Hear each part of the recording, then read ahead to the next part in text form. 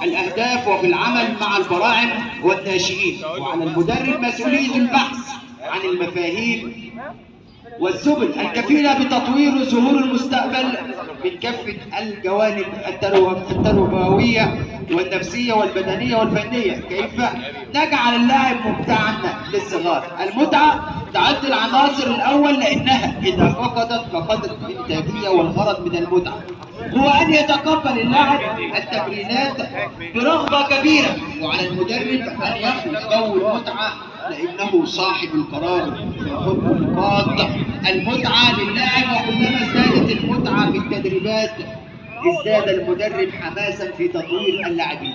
المتعه تجعل اللاعب يلعب لعبا مفتوحا، وعلى المدرب ان يبحث عن العناصر التي تشوق اللاعب للعب ويتمتع عن القيود في القرارات، وعليه ان يضع شروط للعب اشبه بالحوافز، وعلى المدرب الابتعاد عن الصراخ عن اللاعبين لانه جانب سلبي، حيث ان اللاعب المفتوح يجعل اللاعب اكثر ابداعا، ويتطلب من المدرب الا يخلق الرهية في المجازفه والابداع. مشاهدينا الكرام، طلقت صافره البدايه كده من حكمنا الدولي والمدرب المخضرم كابتن مجدي العجيري ابن مدينه المنزله. كوره كده طوليه اماميه في اتجاه اللاعب يا ولد اللي بيرتدي من القميص رقم 10، لكن هنا على طول كده تدخل آسر احمد شوقي على طول في الوقت الحاسم والفاصل، تدخل كده وافسد الهجمه وعمل البلوك على طول وحول الكوره الى ضربه جانبيه. يوم جميل، يوم رائع، مهرجان مميز كده ومثير جدا جدا بين اكاديميه الكابتن مجدي العجيري وايضا اكاديميه ابو اياد برئاسه السيد المستشار محمد غزال. ادي الكوره على طول كده طوليه اماميه، لكن هنا استلام برشاقه عاليه جدا يا ولد يا لعيب. بص شوف استلام ايه وروعه ايه وجمال ايه، عامل العرضيه، لكن كالعاده التغطيه ممتازه كده من الدفاع. مره ثانيه ادي تماس عند القصير المكير، لكن يعني ربما هنا بقى شوف هنا التعليمات، يعني الراجل ما قدرش ان هو يعدي الكوره الكابتن مجدي، في هنا تعليمات ثنائيات على طول لبعض اللاعبين عن اللعبه من على خط التماس، مخاطر على الناشئين، وبخلاف مشاكل الاشتراكات المرتفعه او الجدل. خلينا مع الكوره الاول، ادي واحده والثانيه كده كان موجود في اللقطه الماضيه اسف، ولكن هنا بقى اللاعب يعني اللي بيرتدي من القميص رقم 22 ليه الكوره بشكل جميل جدا، لكن حط عينكم على اللاعب اللي بيرتدي من القميص رقم 10. موهبه فرديه وبدنيه عاليه جدا جدا جدا، هو اكتر لاعب حتى الان يستلم ويسلم كوره، وفي اللقطه الماضيه قدر ان هو يعمل خطوره على مرمى اكاديميه ابو اياد. اتلعبت الكوره لكن مقطوعه، ياسين اول همسه ولمسه ياسين انس هنا، ولكن على طول كوره طوليه كده اطول من اللازم. الدفاعات على وسط الميدان، لكن اتقطعت الكوره مره ثانيه عند محور الموجود بملاعب معظم الاكاديميات خصوصا الشعبيه على اقدام الاطفال والناشئين الصغار، بالاضافه لمشكله الترخيص وتقنين اوضاع. ادي كوره على طول في نص الملعب عند اياد، لكن والله هنا اللاعب اللي بيرتدي رقم 7 قطع كورته عند وفات بشكل مميز جدا وشكل رائع، ولكن هنا مقطوعه الكوره عند آسر. ادي آسر عدى من واحد والثاني، اخلص بالكوره والفينش الاخير يا آسر على طول، يا سلام عمر، لكن مقطوعه الكوره من الدفاعات يا ولد لعيب. كوريه اماميه كده على قلب دايره السنتر، لكن هنا والله على طول صد ورد كده من اللاعب اللي بيرتدي من القميص رقم 9 بالونه كرويه، لكن يطلع عمر وكانت على مشارف منطقه الجزاء. رجعت الكوره مره ثانيه ولكن عرضيه كده اي تعتمد على ما يعرف بالنجيل الصناعي، وهو ايضا يشكل خطوره على اقدام الاطفال، وبالاخص ان اصحاب الملاعب لا يقومون بصيانتها الدوريه، وهو ما يسبب كسورا وتمزقات بالاقدام في ظل غياب. ادي الكوره انطلاقه كده هنا من الجهه اليمنى، ولكن تشتيت وابعاد مره ثانيه. ياسين فوت الكوره لكن مقطوعه هنا، رجع بكل بساله عاليه جدا جدا. اياد كان امام الكوره، راحت عند اللاعب اللي بيرتدي من القميص رقم 22، لكن هنا فرنت كده والله ياسين عدى وفات هو عامل الباص. يا سلام يا سلام يا سلام يا سلام. بص بص بص شوف، هذا واحد الثاني، ولكن هنا يعني كان عامل عمليه الاستعداد والتصويب بالقدم اليسرى، وفي النهايه بقى اتقطعت الكوره. هذه الكوره مقطوعه عندك احد نجوم ولاعبي اكاديميه كابتن مجدي العجير. نقله والثانيه، خلي بالكم من اللاعب ده، خلي بالكم من اللاعب ده، اتعدى من واحد والثاني، ولكن في النهايه اتقطعت الكوره مره ثانيه من داخل مربع العمل. توصل والله هنا الى ارض الملعب، يعني الراجل المعروف وراجل الاعمال الكبير بجريده المنزله الكابتن ياسر برنامج، اللي ربما يعني يشارك في الملحمه الكرويه الكبيره مباراه الكويت.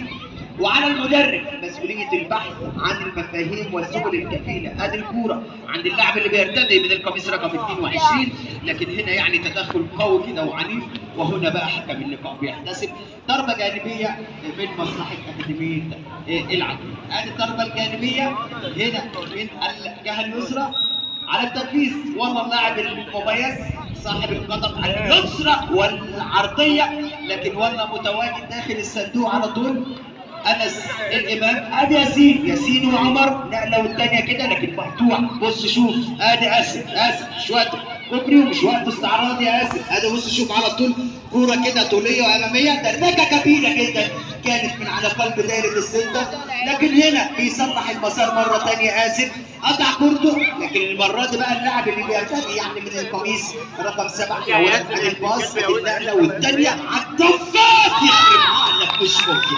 قلت لحضراتكم هذا اللاعب ربما هو يعني من يخطف الاضواء والنجوميه. بص شوف استلم ازاي، استلام برشاقه عاليه جدا، خطوه والثانيه خطوتين بالظبط، وراح مسجل على المرمى بشكل عادل وصريح حتى يكون معلنا عن نفسه ويسجل الهدف الاول. هو اللاعب المميز وافضل لاعب اللقاء حتى الان هو اللاعب اللي بيرتدي من القميص الرقم 10، احد نجوم اكاديميه الكابتن مجدي العجير. المتعه لانه صاحب القرار في خلق النقاط.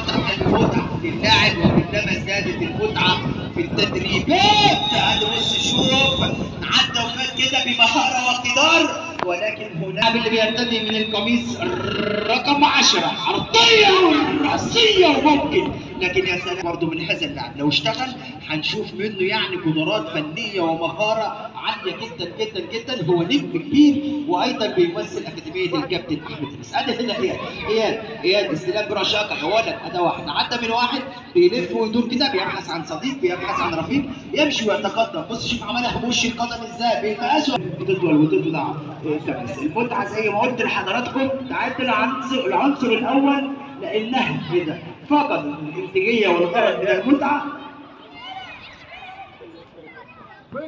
هو ان يتقبل اللاعب التمرير. هذا ياسين يا ولد قدر مين ابو اياد حتى الان. شوط اول ممتع ومثير للغايه بين هذا البراعم والنجوم الكبيره اللي قلت لحضراتكم يعني ان شاء الله يكون لهم اسم كبير. خلينا هنا مع الولد المبدع عدى وفات، ولكن مقطوعه الكوره من الدفاعات. هذا عمر، لكن المره دي قطع اللاعب اللي بيرتدي من القميص رقم 7. شوف عدى وفات بمهاره واقتدار، عمل العرضيه لكن هي اقرب حاجه تحت اقدام اياد صاحب القدم اليسرى القدم المميزه. بص شوف هذا اللاعب ستايل لاعب يعني هايل جدا جدا جدا اياد المتولي. شوف استلامه للكوره الاماميه في اتجاه هنا اللاعب اللي بيرتدي من القميص رقم 10 عامل البالونه الكرويه، لكن انس موجود في المكان.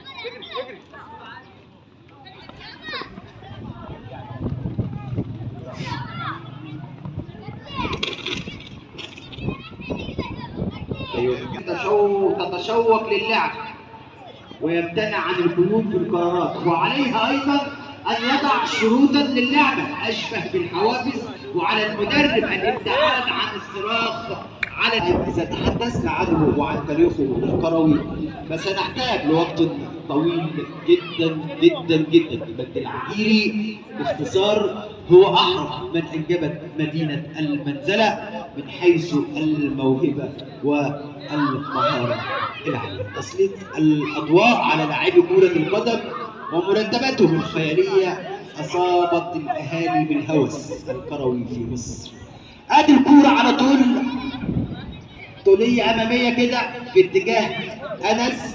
ادي انس عند ياسين ونقله والثانيه كده ولكن على طول هنا الدفاعات بقى يعني موجوده، حاولت ان هي تفسد الهجمه، حاولت ان هي تعمل البلوك الاخير، اتردت الكوره ورجعت مره ثانيه. ادي بص شوف هنا كان موجود امامنا اياد واسر نجم، طبعا النجم الكبير احمد شاويتو، نيه اماميه كده ولد يا ولد يا ولد، الهدف الاول نيه اماميه كده يا ولد.